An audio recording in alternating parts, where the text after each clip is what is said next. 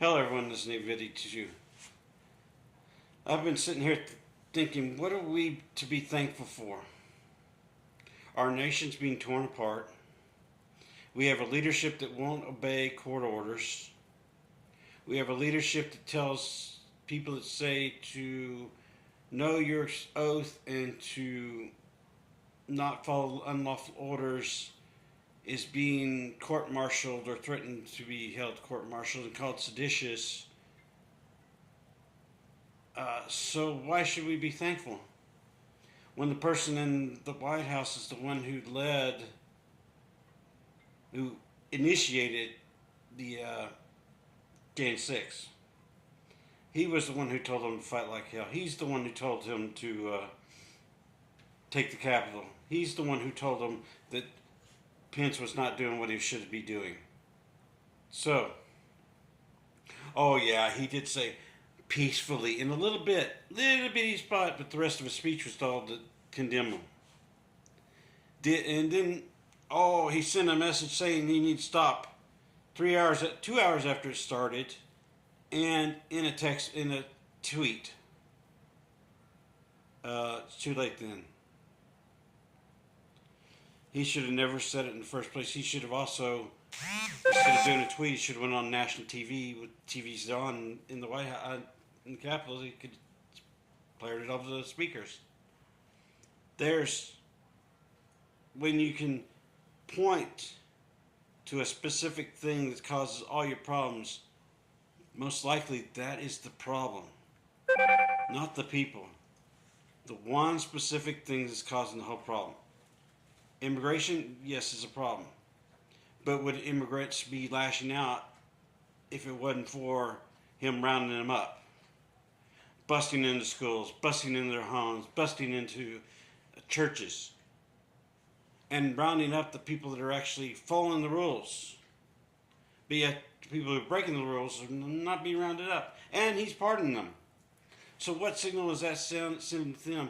The people that have violated laws, pled guilty, and all that, and he's releasing them back into the public, saying, "Oh, they were oppressed," or "though they were held prisoner." No,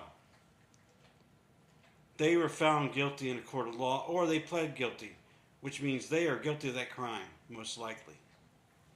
Are there some people that get found guilty that aren't guilty? Yeah, I go back through the ages, and we could go to certain melanin people that were found guilty of crimes they should have never been found guilty of. But that's beside the point. So, what do we really have to be thankful for in this country that is in turmoil, that in its past has never accepted any of its people, and what do we plan to do to change that? My idea is now to stop listening to the people that are telling us that they're doing the right thing and looking at what human rights tells us is the right thing and speak out against the regime and tell them no more.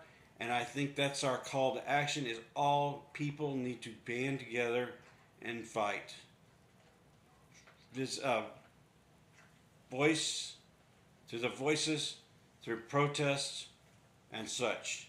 No violence, but speak out and hold people accountable. That's what needs to be done. There's where we need to go. We need to start calling this crap out, and we need to start saying no more. And we want to be thankful for our country and how we treat our people, and this is not it. Plain and simple. Yes, Thanksgiving. Do we really want to go into what real Thanksgiving is? What really happened on the real first Thanksgiving Day? No, because they whitewashed that out. Do we want to talk about what happened to the slaves during slavery? No, because we whitewashed that out. Do we want to talk about the indigenous in the United States that were here and helped out the people that came over and tried to show them how to do things? Do we want to talk about that? No, because we washed them away. So, what do we have to be thankful for in this country?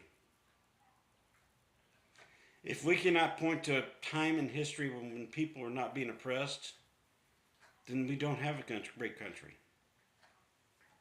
we cannot make America great again because it was never great for everybody.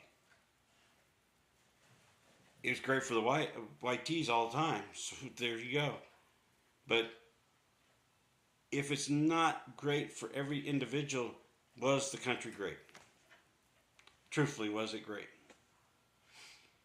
So, we have a person creating issues, disobeying laws, disobeying court orders, doing what he wants to do, fighting. And there's a person in Congress letting him do it because he won't stand up to him.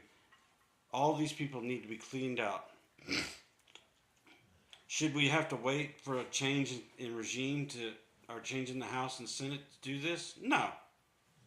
We need to step up now and make Congress, the House and the Senate do their fucking job and get rid of this crap. Put an end to it. Period. Plain and simple. He's disobeying court orders. It's crimes and misdemeanors.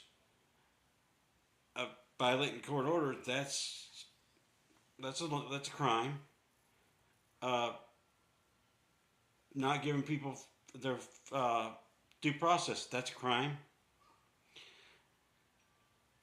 Queuing and booming boats that aren't even close to our shore, saying that there are certain things when they're not, that's a crime. Congress, it's up to you to do your frickin' job and remove this regime that is breaking the law. Period, plain and simple, full stop, until you do it. Thank you for your time. Like, share, follow, and please remember you are loved no matter what you do. Thank you. Goodbye.